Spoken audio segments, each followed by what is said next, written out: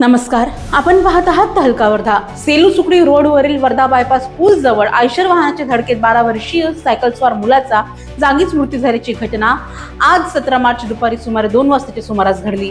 मृत मुलाचे नाव वैभव मनोज करपाते असे आहे.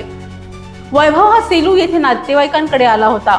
दुपारी तो सायकलने बाहेर पडला असता सेलूकडे जात असताना समोरून येणाऱ्या विना नंबर आयशर वाहनाने वर्धेकडे जाताना वळणावर सायकलला जोरदार धडक दिली. या अपघातात वैभव हा वाहनाच्या चाकाखाली आल्याने त्याचा जागीच मृत्यू झाला. घटनेची माहिती मिळताच रुग्णमित्र प्रज्वल लटारे यांनी घटनास्थळी धाव घेतली. दरम्यान पोलीस स्टेशन सेलू येथील पोलिसांनी घटनास्थळी भेट देऊन पंचनामा केला असून मृतदेह उत्तरीय तपासणीसाठी पाठवण्यात आला आहे. पुढील तपास सेलू पोलीस करीत आहेत.